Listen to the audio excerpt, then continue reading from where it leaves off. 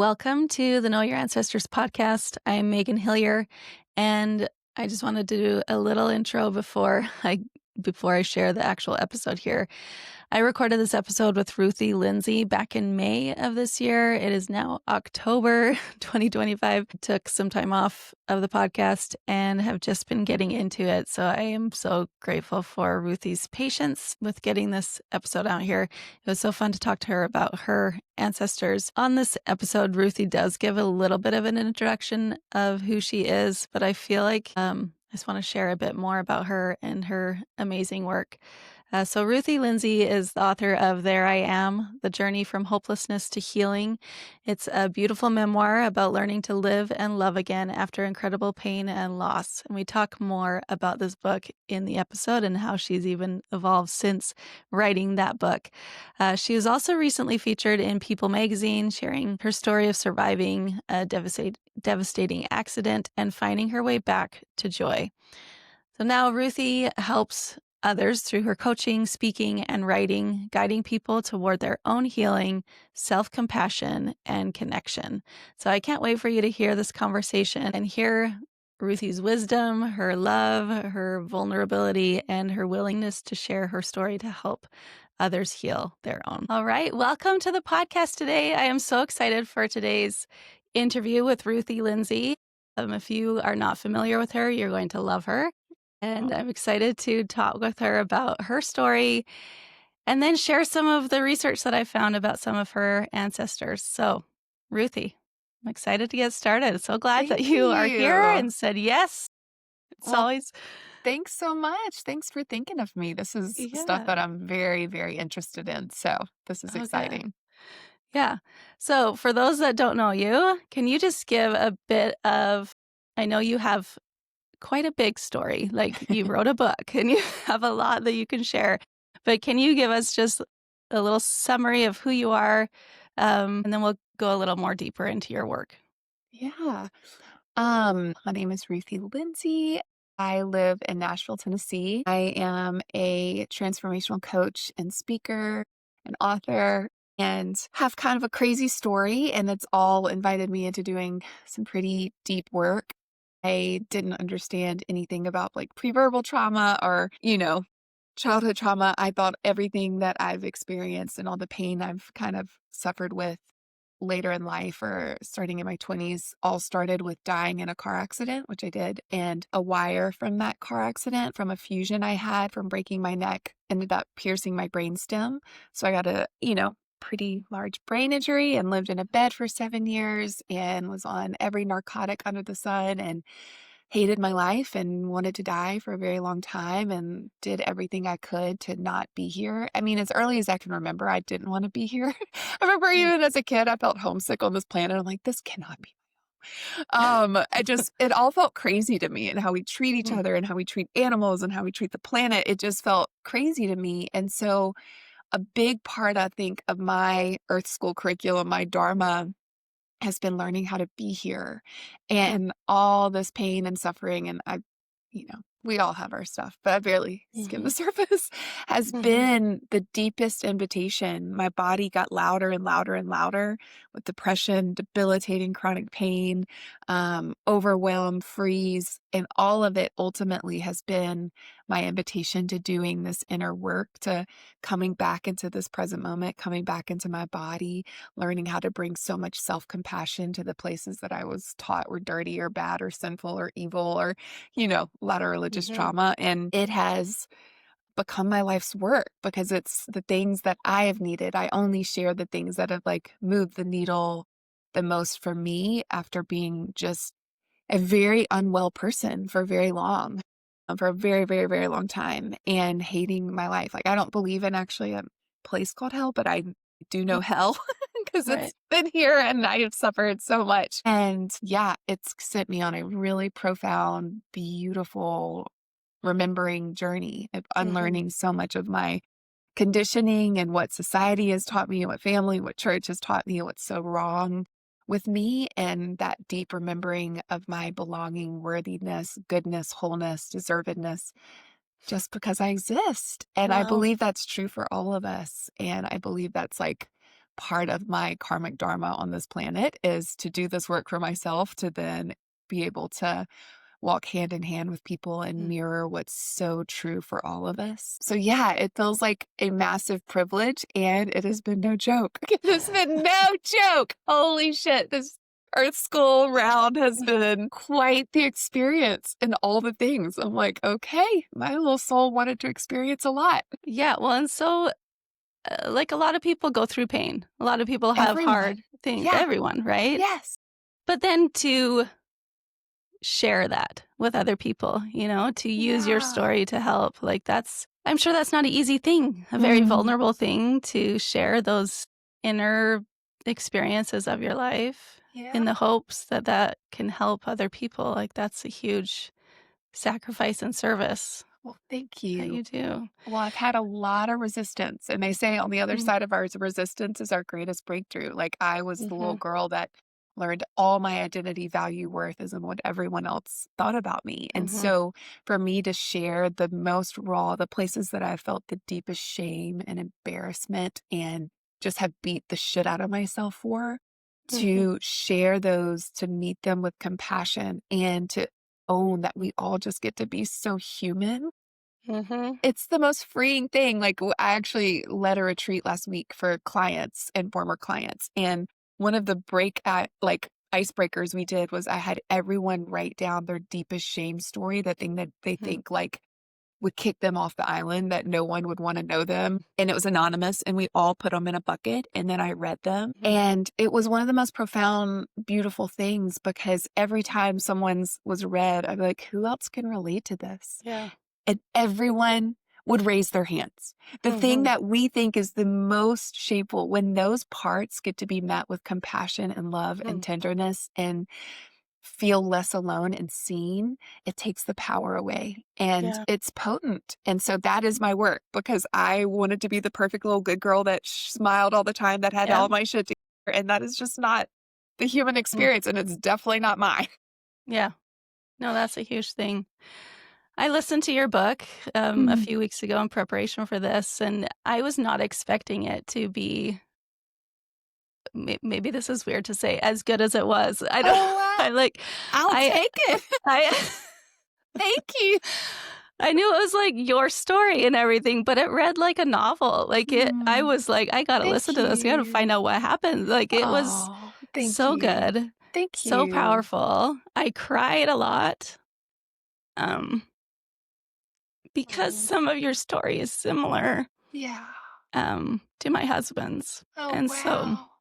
it Wow. was yeah, It landed in a yeah, tender way. I see that that yeah, brings up a lot of emotion, yeah, like, yeah, so yeah. Wow. Well, I thank am you. grateful that you shared your story, Thank um, you. and are sharing your story and are bringing that to light. Like, I think a Mm, lot of us, feel like we have to keep it all buttoned up. We have to, hide those things and yeah, that might feel shameful, but we all have it. that's right. And what's so well, first off, thank you so much for sharing that. And I feel so much like tenderness for that part of you and your partner, And what's so wild, I wrote that book. It came out at the beginning of 2020, right at the beginning of COVID. And I love that girl who wrote that book and so much. It's invited me into such deeper work. Mhm, It's hard to even remember that version of me because I'm like, oh, wow, my mind has changed about so many things. mm, And I love all that it's invited me into. Like, I right. wasn't aware of any of the childhood stuff or any of the Mm, preverbal stuff when I wrote that book, but it sent me on such a journey that took me there. And mhm, I think that's the beauty of, writing and creating. It's we're always evolving. My mind is yeah, always changing, and I hope to live in that state for the rest of my days. mhm, mhm. That's really cool. Yeah. So with that, discussion of shame and, trauma and those Mhm. experiences, I feel like now, I mean, with what you share and other people, like, the conversation has started about bringing shame to light, that we're not alone, and all of those things. I feel like our grandparents, great-grandparents, that was just No. not there, right? Yeah. Not They lived with a allowed. lot. Yeah, They lived with a lot of shame. They had that's to right. keep it to themselves. had to Mhm. endure, just grit their teeth and keep going. Yeah. Yeah. I'm curious, like you've said, this work is important to you and you're curious about your family history. Has there been any sort of connections to ancestors that you felt or any sort of experiences with that? Yeah. I mean, it's interesting. My mom will tell me that I remind her a lot of her mom, at least in the Mhm, creative realm. Her mom died when she was, I think, 11 or 12. I forget.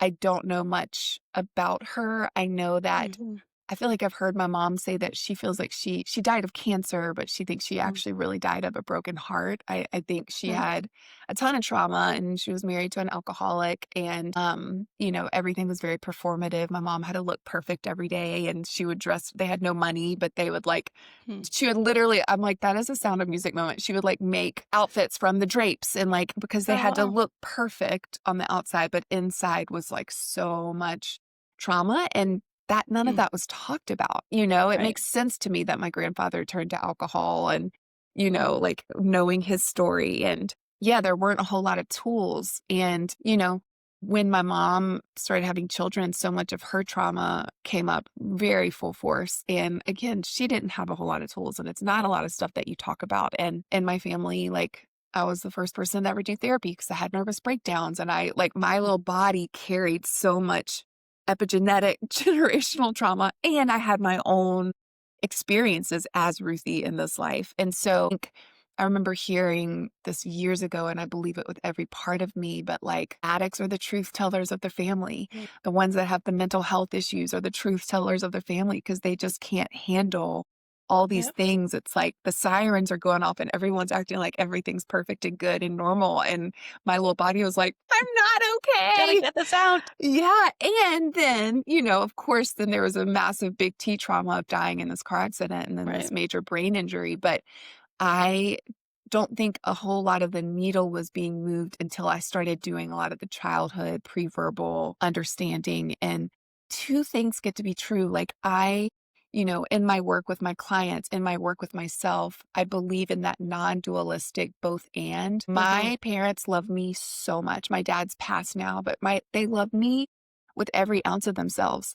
and they were doing the best they could, and there were a mhm. lot of really painful things that they just didn't know any different. So, like, there could be very painful experiences, and it doesn't mean that they didn't love me and they weren't doing the best they could. They were doing exactly what they were taught, so it doesn't make Right. anyone the Yeah. enemy or bad.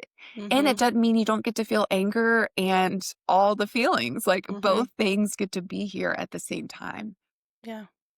Wow, that's powerful. Yeah, and I think that exploration of that trauma, that epigenetic trauma, generational trauma, how do you think that can affect someone? Like, how is it first of all, like, how do you even know if there is that versus just your own trauma? Like, have you been able to tell Yeah. what that feels like, how that is? Well, if you're human, you're experiencing epigenetics. So It's first true. off, it's a No, fact. it's And there. there's like Yep. literal so much scientific documented. This Yep. isn't I am very woo-woo. I'm like very ethereal. And I'm obsessed with science and data and Mhm. facts. Like this is actually documented, factual truth and anything that was unprocessed. There's a book Yep. that I'm so obsessed with that's called It Didn't Start With You, Yeah. that for Yeah. anyone that's interested in epigenetics, I cannot recommend Yep. enough. I remember just wanting to throw that book across the room because I'd be like, that makes so like I was like, "Ah, Yep. exactly. Mhm. And it doesn't mean it's your fault. And it's our responsibility to do the work. And Right. I think there's a light and a shadow side. We're also taking on all the beautiful sides of our ancestors and like them Mhm. surviving all these things that they survived. Like we have the backing and the power of them and all their unprocessed trauma that was never looked at, never dealt with will be passed down. And Right. that sounds like such a mean, I mean, I don't know. We can talk to the universe about it when we die, but I believe Yeah. it ultimately to be a really loving thing because Hmm. ultimately these parts just want to be healed. And when we do this Right. work, it is healing for past generations Yep. and future generations. And like, I believe that with every part Yep. of me, that the work that I'm doing is of service to my mom, is of Mhm. service. And she'll say it to me. is Mm, of service to my grandmother who, died of a broken heart and cancer very young. And I don't even know about her mother, but I can only imagine. I know she was like very much society and wealth. And I can imagine how she had to be put together and look perfect and have it mhm, all, buttoned up to belong. And mhm. I see so many of, for the longest time, I just would state, I am nothing like my mom. Now I'm like, shit. Woo! And I'm not bound to the certain things. I see how I inherited her nervous system. I see the freeze part. I see the patterns that she learned to survive, like shutting Mhm. down, Yep. television, eating feelings, these things Mm, that I learned to do. My earliest memory is watching TV with junk food. Like that's yep. how I learned to survive. And I see that in my Mm, family, and it doesn't make anyone wrong. Like, of mhm. course, I had disordered eating. I was taught that, and it kept me alive. This Yep. highly sensitive, porous, tender, empathic body had no tools on knowing Mhm. how to manage this planet. It was like just like a barrage. I mean, I just felt like I was getting knocked left and right, walking out my front door, Mm, feeling everything. And so I learned how to numb and to shut down and to disassociate, to mm, survive, to be here. And when I treat these patterns and these parts with the compassion that they deserve, like, oh, I don't have to hate the part of me yeah. that has binged 9 million times on TV and sugar and whatever it is, because those parts actually served me on some level and kept me here. Mm, I don't know that I would be here with all the pain that I've experienced in this life if I hadn't learned those ways to leave my body. And when I meet them with compassion and tenderness and care, they don't have to be the loudest part of my life anymore. They're still mm, in me, but they don't have to drive so yeah. much. It's Wow. what we shame and what we resist, we're stuck with. Hmm. Period. No one's ever healed through shame ever on this Yeah. planet. It's never worked. If it worked, we would all be thriving beings, right? Yep. And yet, that's usually what we do. We're just like Mhm. metaphorically beating the shit out of ourselves and flogging Yep. ourselves and think that that's going to motivate us to change, but it Hmm. never has and it never will. And actively bringing self compassion and love to meet these parts is the most proactive action that helps us move into alignment, into aligned action, Mm. because love changes everything. Wow. Tenderness, self compassion Mm, is the needle mover, like more than anything else I've ever seen. And that's actually documented too. I remember learning that in school for the coaching program that I hmm. did. They were like, they took all thousands and thousands of students through all these different healing modalities. And the one that moved the needle more than anything else was self compassion. That stuck with me. That is imprinted Mm, in my body because with 4 planets in Virgo, I have beat the shit out of myself in this life on a level I can't even describe. So that's mm. why I'm so passionate about it. It's because it's what I needed. And that's what all this work is. Like I'm Yep. imagining you are on the path you're on because it's the things that you've needed for yourself and Mhm. have brought the most healing for you. And that's the human experience. And it's really beautiful. Wow. Okay. I'm like very fed right now. Oh, That was so good. good. I feel like, we do go through life and we think we just gotta like pull up our socks and Yeah. do it. Yeah. Yeah. And and maybe we were scared that like showing ourselves compassion and love, that leads to complacency or like, What I'm a okay, I'm story. Yep. fine, but totally It's opposite. the opposite. It Yeah. is not a Band-Aid at Yeah. all. It's actually action.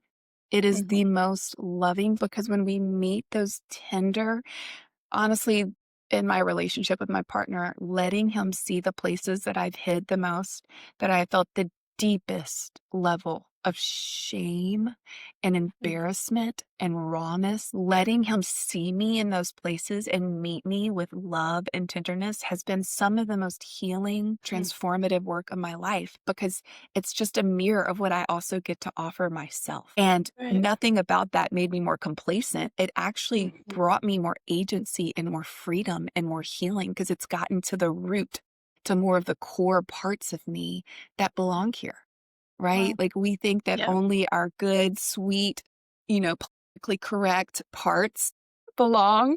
And for the longest time, that's all I shared. And, you know, I was more for the masses at that point. And as I started sharing more of my shadow and started being a little more niche and sharing about the unconscious and these things, a lot of people, if you haven't met those parts for yourself, that's going to be really Yeah. uncomfortable. And I Mhm. lost a lot of followers by sharing a lot of those things. And I honor that. Now, my ego Yeah. cares. Right. My sweet little ego gives a shit.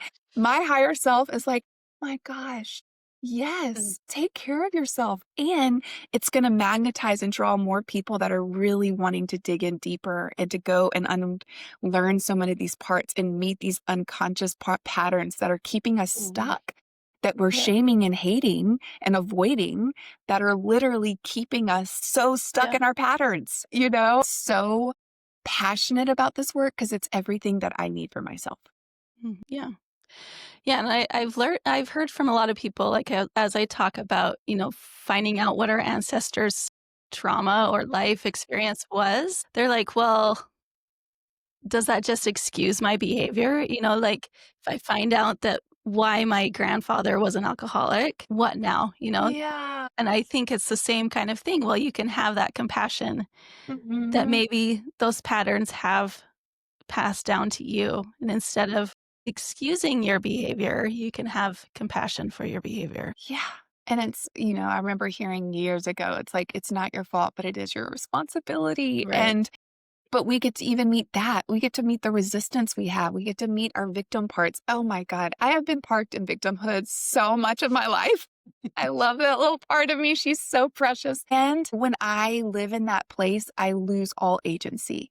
And it's all just stories because it's not even what happened to us or what happened to our family. It's the stories we make up about it that Mhm. causes our suffering. So when we get to start rewriting the script and remembering our power Mm. and our agency, there's a quote I use a lot with my clients and for myself by Rumi, who I'm obsessed with. And he says, think that we're a drop in the ocean, but actually we are the ocean in a drop. We have Yeah. so much more power and we are extensions of divinity. Like, Mhm. holy shit. And we get to be so human along the way because we are both. Yeah. We came to earth and embodied the human fragile bodies Mhm. that have lived through so much and experiencing all of our family's epigenetics and all this trauma and all the earth craziness. And we are these eternal, profound light beings that are more powerful than we could even dream or imagine. We get to be both on Yeah. this planet. And it's really, I don't know, when I zoom out and get out of my cute little limiting stories, I'm so in awe of this Mhm. experience of like, Yeah. wow, my soul wanted to experience so many things this round of Earth School. She is so fucking brave. And I want to have a come to Jesus meeting with her sometimes and be like, bitch, really? That's what you wanted to experience this round? Because holy Yeah. shit. And I'm so endeared to that soul who like came as Ruthie and, lived through a lot of hell in this life because I know I was looking around at these women at this retreat last weekend. I'm like, I couldn't do this work. I couldn't meet them in these raw, vulnerable places and help them remember their power and step into it if I hadn't needed to live through that experience myself and hadn't done this work for myself. I could Mhm. not be sitting across from you. If everything hadn't happened the way that it did, I would not be. I was the sweetest little basic, yes, ma'am, yes, sir, goody, good girl, and ever Mhm. good girled because all I want was belonging, which is the most human thing, of Yeah. course. And that Mm. precious little soul who was so miserable invited me into like the deepest cellular soul remembering. And that's what I love doing. That is my karma. That is my dharmic mission on the planet today is to help others remember that for themselves too. Beautiful. Yeah. Amazing. Huh. I'm like, we could end it right now, right there, and we're good. But I should probably share what I researched for Well, I you. can't wait to hear. I'm excited. All right. Well, I'm going to get my screen ready to share with you. I am just sure your ancestors are like so proud of you Oh, right now with I'm all of super their pain and excited. all of their Yeah. experience Yeah. becoming. Thank you. I'm so curious about, like, I just, the divine feminine work that I love doing. Like, this just excites me to learn more. Yeah. Yeah. All right. Well, I have a little bit to share with you. This is not like in any way comprehensive, full research or anything, but I did find some things that I think could be interesting to share with you. And I hope that you learn some things and feel some more connection to these ancestors. Yeah. So, when I first talked to you, you said that you wanted to learn about your mother's line, Mhm. specifically your grandmother and great grandmother. Can you just speak a little bit about why you're interested in learning about them? Yeah, I think just kinda piggybacking what I was just saying, like, I think such a big piece of my work has been, reclaiming the divine feminine and learning Mm, how to receive and learning what it is to, like, release control and flow and, um, being in the patriarchal culture that we've been in for who lo I mean, I know that yeah. there are Yep. people that know, but I don't know. I know it's been a long freaking long time, Yeah. how it's deeply impacted us and unconsciously and consciously. And so I'm just so interested in reclaiming that divine power and Mm, reclaiming my body, my sacred sexuality, like even like, mhm. I'm moving into perimenopause and like I can't wait to move into my crone years where the women in my lineage have hated aging. Like, Mhm. we were so conditioned to believe that youth and you need to look young and you need to be skinny and you need to be pretty and you should have no Yeah. wrinkles and no sunspots and have done all the procedures to make sure that that happens, and that's in me, that's in Yeah. me, and I wanna reclaim, I wanna own, like I wanna own aging. Like, in indigenous cultures, we worship the crone. She is Mm, the wisdom holder of the yeah. community, and, I haven't necessarily seen that modeled, and I understand why, but I wanna do the work to reclaim that for my Mm, lineage, for these beautiful women that didn't know that they had that power within them and didn't live in the time and space and with the resources, and, we are I know these times are effing crazy in 9,000,000 ways, and it's a both and we're resourced in ways that the generation before us and the generation before yeah. that were not. Mhm. Therapy was the most taboo, like, I still have family members that think it's crazy, like, but it's way more culturally Yeah. recognized and understood today, and so I really wanna honor that and do Mm, that work for them and for myself, beautiful. obviously. Beautiful. All right. Well, we are gonna talk about so here's your grandma Frances and then her mother Maud. Okay, we're gonna kind of and we're gonna start back here at Frank and Emma Adams. Okay, so all right. So we're going back, starting 4 generations back from you with your second great grandparents. So Mm. this is Dr. Frank Adams and Emma Gaines. This is their marriage license. And Wow. then down here is where the Reverend signed and they were actually married. And they were married on the 12th of April, 1893, in Elbert County, Georgia. They were both about 25 years old. And you can see that your second great grandfather was already a doctor. So that was cool. Now, this is a possible picture of your second great grandfather, Frank Adams. This was on Family Search, so I'm not, it's not verified that that's him. But have you seen Wow. any pictures of your, like, of these couple? No? Not that I know of. Okay. My mom might have, but I Right. not that I know of. Right. So this is your great grandmother Maud's father, Frank Adams. So then here in the 1900 census, here are Frank and Emma Adams. So your second great grandparents.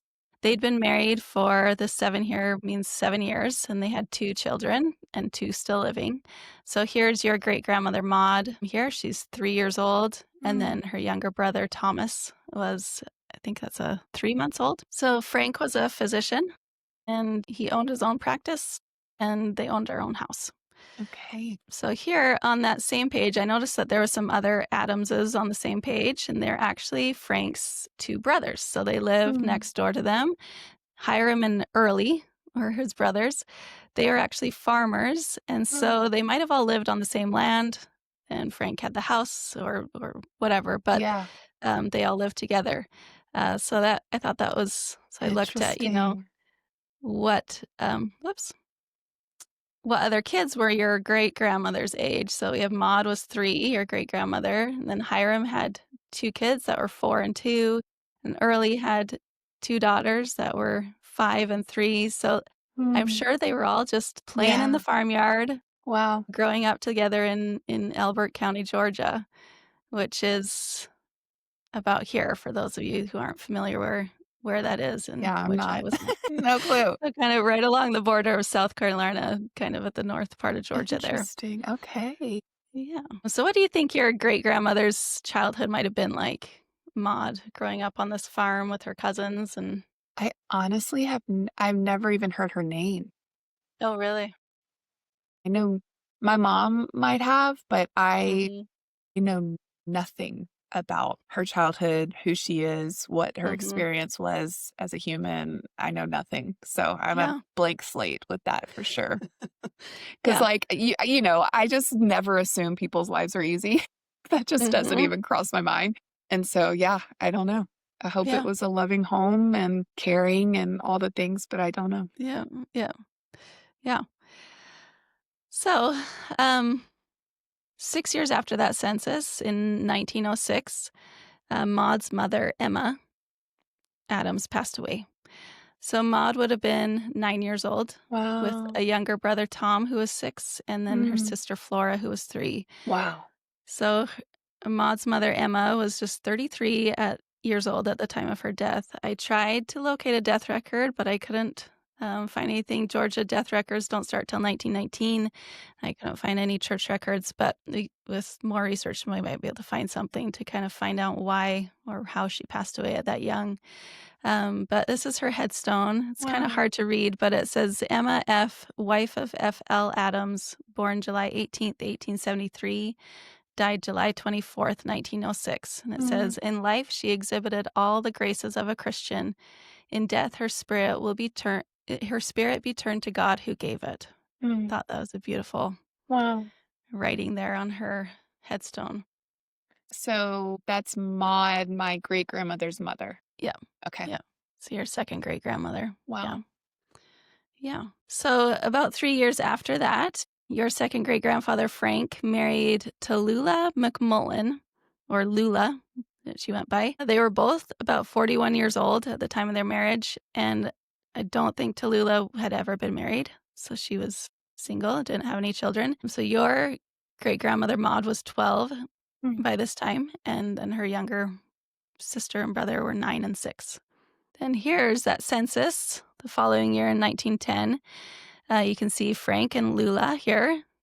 This shows how long they'd been married, so less than a year, 0 years. And this M2 shows that it was Frank's second marriage and Lula's first. And they had 0 children. So these 3 children are those from his first marriage with Emma. So you can see your great grandmother there, who's 13 years old. And then Mary F. Adams, so Frank's mother, was also living with them. She was 73 and widowed. So Frank was a physician and still living in Elbert County, Georgia.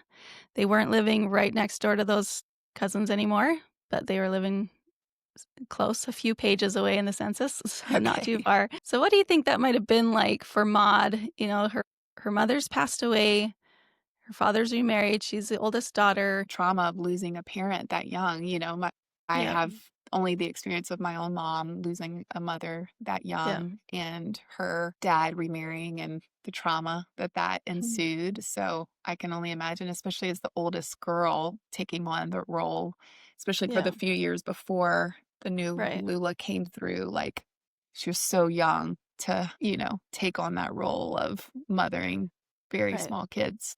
Yeah. Yeah, no, that would have been hard. Mhm. I can assume, yeah. So, I don't know if you can see that very well, but can you read that article there? You see it Dr. well enough? Adams, representative from Elbert County, had a stroke of paralysis at his home near Elberton Sunday afternoon, which completely affected his left side, rendered him helpless and in a critical condition.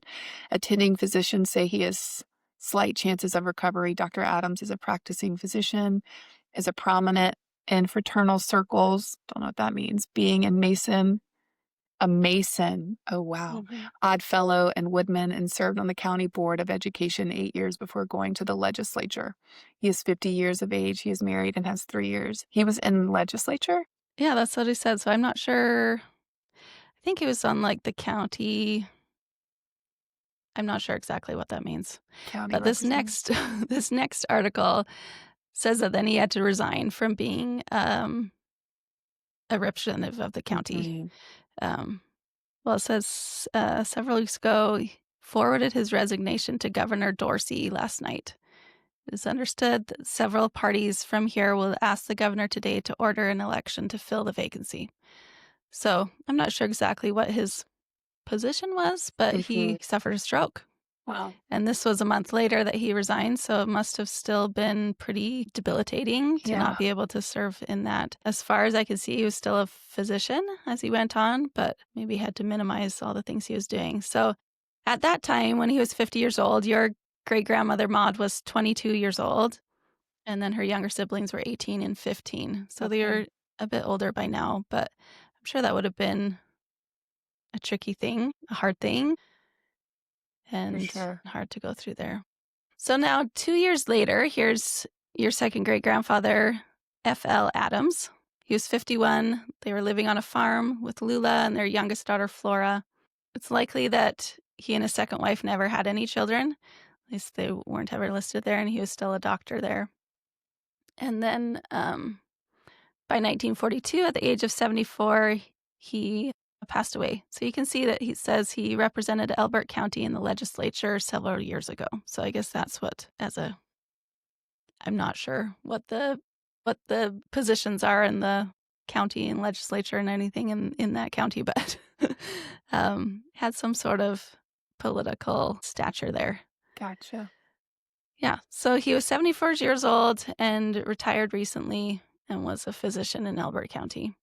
Gotcha. So, what are you feeling now as you've learned a little bit more about your second great grandfather and your great grandmother Maud and her upbringing? I don't know what her experience was like, but I can just make up, losing a mother was really Yeah. debilitating and painful, and Mhm. yeah. And it looks like by this point she had already gotten married. Yep. It's interesting because I thought it was Parks. Oh, it moved I into think it was Parks. on others. Yeah, Yeah, that I maybe think was just sometimes a it, yeah. but then Valdosta is where my mom lived, so that's already moved to that area, I Yeah. guess, from whoever her husband was. Yeah. Yeah. Yeah, so that kind of moves us forward into Maud. Okay, so we're going to talk a little bit about Maud here. So I couldn't find her marriage record, but by 1920 she was married to McCurry Marshall Parks. And they were renting a home on Athens Street in Hartwell, Georgia in 1920. So your great-grandfather was a dentist. He owned his own practice, and they were newly married here in 1920, no children yet. All I remember my mom saying was he was like an angel and she was really mean. Oh, really? Like, really mean. Like, really, really, Oh, really mean. well, maybe But she she had a loved rough childhood there. Yeah. sounds like it, yeah. Yeah. But she loved her granddad. Really? Hmm. Oh, that's cool. So this is where Hartwell is. So just a bit north. They were living kind of down here before when where Maud grew up. So they were living a little more north in Georgia. And then by 1930, your great grandfather was still a dentist. It says he was a veteran in World War One. I think Mm. that's what this World War says there. He was 37. Your great grandmother was 33, and your grandmother Frances was their oldest daughter here. She was 9 years old. With two younger siblings, Rachel, who was 7, and Marshall, who was almost 2.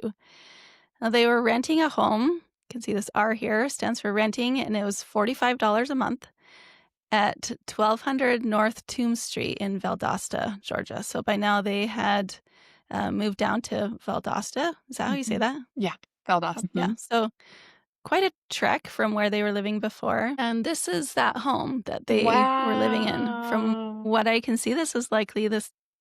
It's the same address and was built in 1925. So by 1930, they would have been living here. It's about a 1,500 square feet, 3-bedroom, 2-bathroom home. And you could actually look through it online because there's a realtor listing for it if you Wow. Oh, wanted I to. wanna I see could that. send you that link. Yeah, But please do. I yeah, would yeah. love that. Yeah, so I thought that was neat to see that house where they grew up. So your grandmother would have been, let's just see. Oh, I forget how old she was in 1920 or 1930. She was 9. So yeah, Wow. so she was about, lived there for a few years. And then by 1940, on this census, you can see the highest level of education they obtained. So you can here's Marshall or McMurray Parks, then Maud. Under Marshall, it says he completed 4 years of high school, and Maud was 4 years of college. But I'm like, how did he become a dentist without? I don't know if that's accurate, but yeah. And then Frances had completed 1 year of college, I and remember then that she had to do, like, a finishing school and, oh, okay, like, very proper and in uh, society. yeah, yeah. So Frances was now 19 years old, and thought it was interesting here. Your great grandfather was a dentist, has his own private office. This 0 here is like the income that they had made for the year prior, which they reported as 0, but Huh, then said yes for other income received. So I'm not sure, huh. maybe just how they reported their income. I'm not sure. But, and then your great grandmother Maud was the assistant to him. This NP means that she was not paid, and also $0. So, and then this is your grandmother Frances as a new worker. They had crossed out secretary for a lawyer, so I'm not sure why that was crossed out, but thought that was kind of interesting to see Huh. those notes there. Yeah. Interesting. And then by 1950, they had no children living at home anymore. Your great grandmother Maud was doing the bookkeeping for her husband's dental office. This was crossed out, the working was crossed out to H, which means housekeeper or keeping house. But they both worked 40 hours the prior week. So sounds like they both just worked at the dental office and keeping that afloat as they moved into retirement there. So then here is the death record of McCurry, your great Marshall. grandfather. Yeah.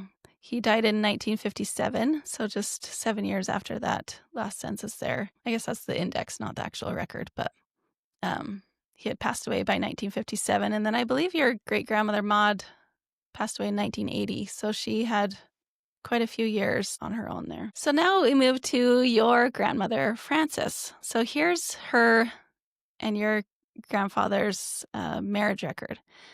So they were married on the 28th of January, 1940 in Jasper, Florida. It says they were both 21 at the time, but I think she was actually closer to 19 or 20.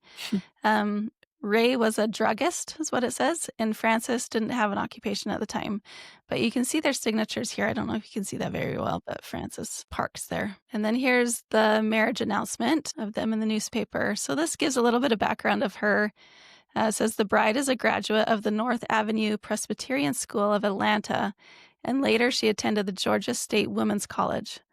The groom is a graduate of the Georgia Military College. He is a nephew of Dr. and Mrs. Alton Johnson of the city and made his home here for a time when he was engaged in business. Mr. Wyrick is now connected with a wholesale firm in Miami where he and his bride are making their home. Interesting. Yeah.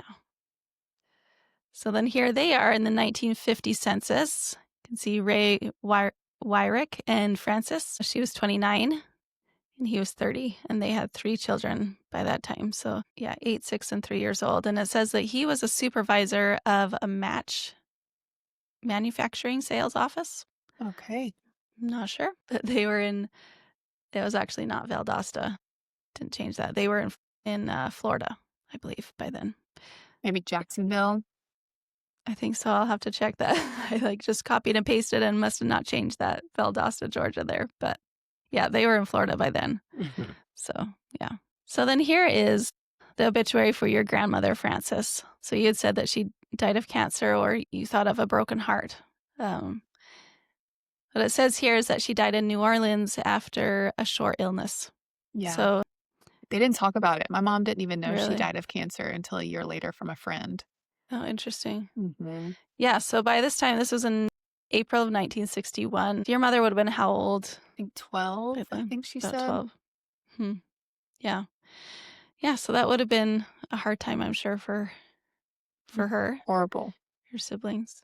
And there's probably a lot more to that that you can't find in records, right? That is Yeah. just carried and often untold. So here is, I just looked at there's a collaborative tree on Family Search that people just add information about their ancestors onto there. So I looked on there for your ancestors to see if they're in there. And this is what has been added to that family tree on Family Search for your grandmother's lineage. So you can see your grandmother here and then her family tree going back that far. We've got this one branch that needs some research there, but um, I this has not been verified, but according to what people have put on there, that's what this tree Wow. looks like. So this is going back 7 generations.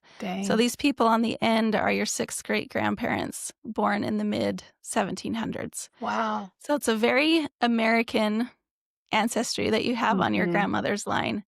You can see all of these. The blue ones are listed as United States being born, and then British colonial America, which was, where the United States is. Just Hmm. these pink ones back here were born in Scotland. Wow. So you have these Scottish branch here. Now, again, I haven't verified all this information, but this gives you kind of a visual of all of these ancestors that are coming from your grandmother's branch of your family tree. And Hmm. you have 3 other sections like this that you're connected to. Wow. So what does that feel like to see just the number of ancestors that you have that you're connected to? I mean, I know it's like true for all of us, right? It's just Mhm. wild. And it's wild to think that future generations like won't know my name or where I was Mm, from or, but they played a crucial role in us belonging and being here today. So it's mm. Yeah. So I know that was kind of a whirlwind of learning some things there, but do you have any thoughts as we were going through that or thinking about those ancestors? I think it just like reminds me of the power of like speaking our stories and sharing our stories because it's like we get to have these facts about them, but like Mhm. most people back then would never share those parts of their lives. I still don't know what it was like to be a human as Maud Mhm. or as Yeah. Frances. And so it only encourages me more to want to I can like imagine and I can Mhm. feel certain things in my body of what it's been like to be me, but it only like enhances my resolve of like the power of like sharing the human experience and sharing Mm. stories. And Yeah. yeah, I'm going to actually do a road trip with my mom who's like, in her late Mhm. and Eric and I are gonna take her on a road trip this fall to, like, Oh, the fun. places where she grew up and just Oh, record cool. her stories, and she's told me and there's definitely some, like, looped stories that I've heard, but there's always so much more, and just to get to for her to get to express herself and share more of what it was like to be her as a little girl and the memories that she has of her mom. I remember, like, even as a kid, I didn't, like, get read too much, but at night, I would ask her to tell me stories of her childhood. And that Mm. always fascinated me, like, Mhm. always fascinated me. And so, it's just so important. It's so Mhm. important. Yeah. Yeah. All right. Well, Ruthie, I have loved sharing this with you Thank and the you. discussion and everything. I think you have a powerful story and powerful Thank work that you're you. doing. And I hope that you find all those people that you're meant to reach and Thank to you. help heal. So, Thank you. Thank you for doing this. I think yeah. this is such a cool concept. I love it so much, Yeah, and it's that was fun. super fascinating. I can't wait to share the stuff with my Yeah, for mom and sure. ask her more specifics of what she knows, Right. and yes, this is Yeah. really Well, cool, and I'll pass all this stuff along. So, yeah, I wanna see that house, and right. that's cool seeing a picture of my great-grandfather. That's really Yeah, awesome. yeah, yeah. So how can people connect to you? What's the best way for people to get into your world? Yeah, I would say so my website is just ruthielindsey.com, Lindsey. My favorite mode of communication these days is Substack, and it's Mhm, called Love's Invitation with Ruthie Lindsey. I also have an Instagram at Ruthie Lindsey, but I do one-on-one coaching. My favorite thing, I work with a lot of people that have done a lot of work. Like I work with a lot Mhm. of therapists and a lot of coaches and a lot of, I'm working with a psychiatrist right now, but a lot of times it's people that have a lot of head knowledge and have done a lot of work, but feel stuck in knowing how to expand to the next level. Oh, And that is my favorite thing ever, yeah. ever, ever is helping, especially just like amazing women get to the next Mhm. level of like their Yeah. dreams and be in alignment and in integrity with who they want to show up as in this world. I also lead a lot of retreats and workshops. And all of Oh, that cool. is on my Substack and my newsletter Cool. and my website. So you could find all Awesome. the ways to work with me. And yeah, I love, love, love getting to do this work. It's such a joy. Amazing. Yeah. All right. Well, thank you so much, Ruthie. I will Thank you. put all the links to your website and Substack in the show notes. And Oh, thank you, all sister. right. I appreciate Thank you. you Thank so you for doing all much. this and for thinking of me. I'm so appreciative. Yeah. It's such So cool fun. work. Really appreciate you. Thanks so much for listening to the podcast today. If you love this episode, I would love for you to leave a rating and review on the podcast. That helps people find this podcast and helps it grow.